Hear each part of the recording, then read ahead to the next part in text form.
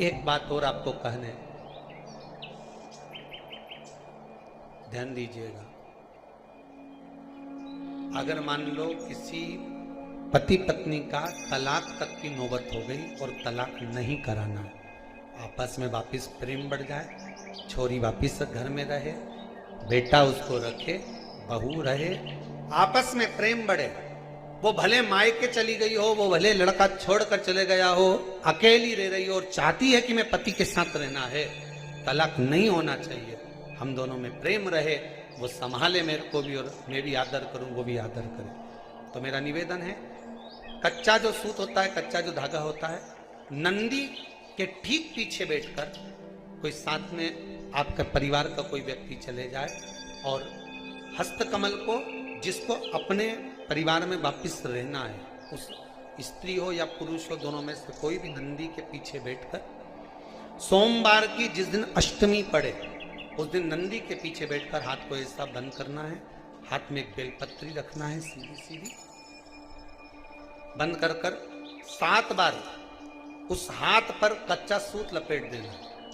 उस सूत को वापस निकाल लेना है, बेलपत्री के साथ में, और बेलपत्री को तो अपने पास में रखना।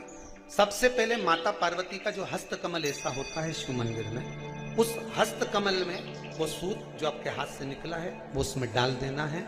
माँ जगत जननी से प्रार्थना कर कर, और जो बेलपत्री आपने संबंध को जोड़ने के लिए अपने हाथ में ली है वो शंकर भगवान के कटी भाग में, फिर निवेदन करूंगा, कटी भाग को समझ लीजिए।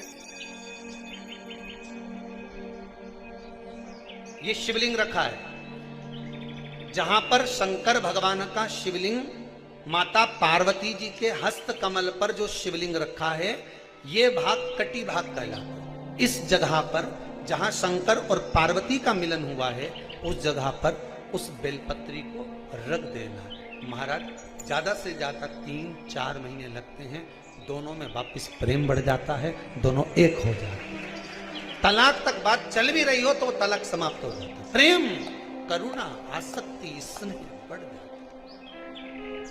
संबंध टूटने की कतार पर एक बार माता पार्वती को समर्पित तो करो अपना संबंध कि मां अब तुझे नहीं भाना। माना मैंने अपशब्द कह दिया होगा, माना मेरी गलती होगी, थोड़ी गलती उनकी भी होगी, पर दोनों की गलती है मां, अब इस संबंध को तुझे निभाना। जब कच्चा सूत माता के हाथ में रखो तब माता को विनती करना, इस संबंध की डोरी अब तेरे को दे दो। दीन बंधु दीनानाथ मेरी डोरी, अब ये डोरी मैंने तुमको दे दी,